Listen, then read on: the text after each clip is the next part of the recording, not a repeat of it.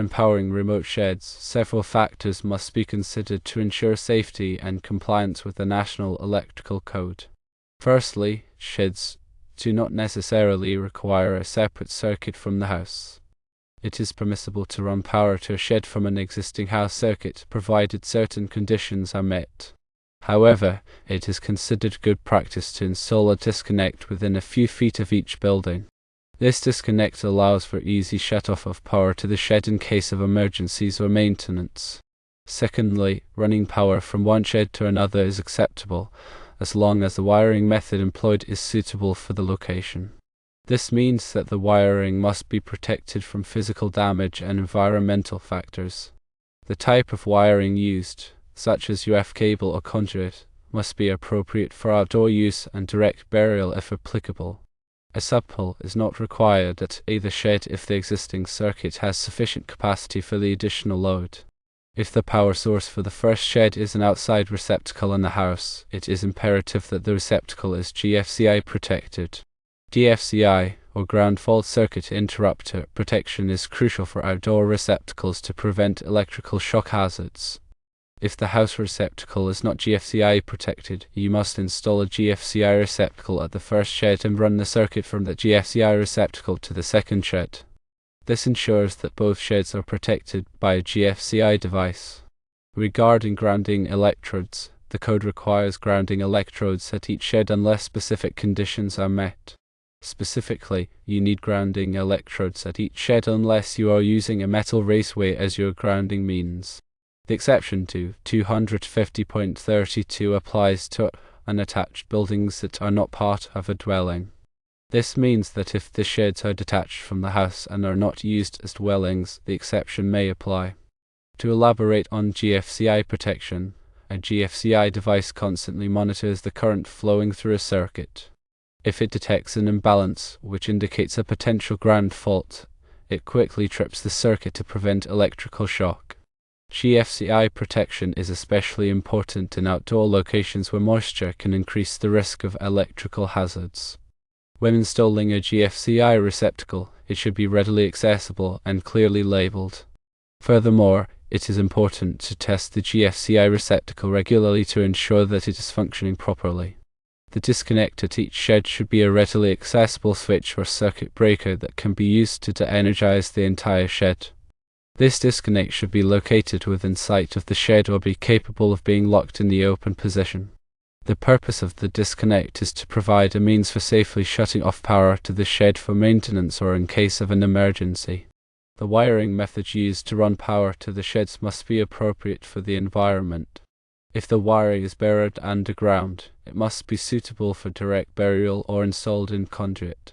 The wiring must also be protected from physical damage, such as from lawnmowers or vehicles. The size of the wiring must be adequate for the load that it will be carrying.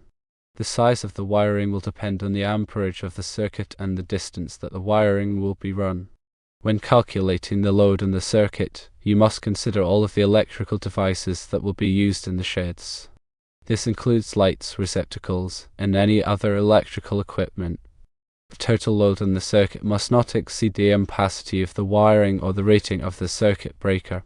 Grounding is an important safety feature that helps to protect people from electrical shock.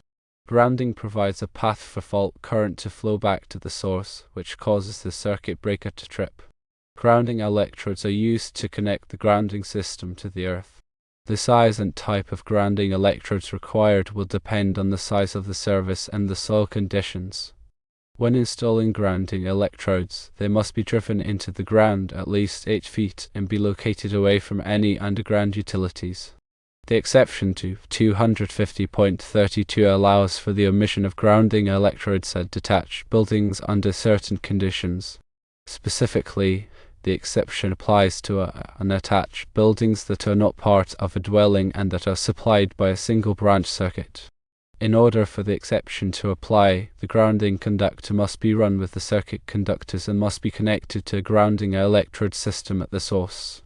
It is important to consult the National Electrical Code and local codes to ensure that the installation complies with all applicable requirements. The National Electrical Code is a comprehensive set of standards for electrical installations.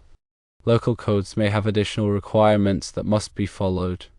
It is always best to consult with a qualified electrician to ensure that the installation is safe and code compliant.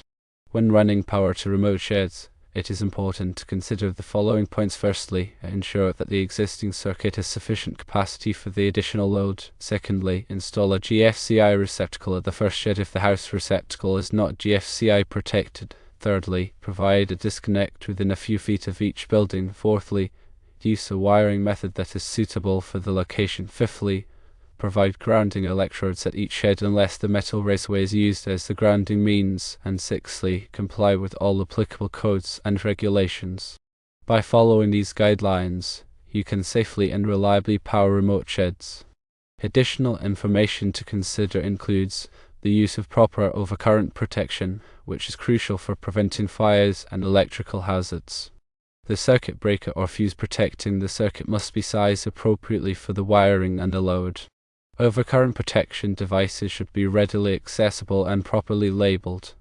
Surge protection is another important consideration, especially in areas prone to lightning strikes. Surge protectors can help to protect sensitive electronic equipment from damage caused by voltage surges. Surge protectors can be installed at the service entrance or at individual receptacles. Proper labeling of circuits and equipment is essential for safety and maintenance. All circuit breakers, switches, and receptacles should be clearly labeled to indicate their function. Labeling helps to prevent confusion and reduces the risk of accidents. Regular inspections of the electrical system are recommended to identify and correct any potential problems. Inspections should be performed by a qualified electrician. During an inspection, the electrician will check for damaged wiring, loose connections, and other hazards. Proper maintenance of the electrical system can help to prevent fires, electrical shocks, and other accidents. It is also important to be aware of the limitations of the electrical system. Do not overload circuits or use extension cords as a permanent wiring solution. If you need to add more electrical capacity, consult with a qualified electrician to have additional circuits installed. When working with electricity, always take precautions to protect yourself from electrical shock. Wear appropriate personal protective equipment, such as rubber gloves and safety glasses. To energize circuits before working on them, and use a voltage tester to verify that the circuit is de-energized. If you are not comfortable working with electricity, hire a qualified electrician to do the work.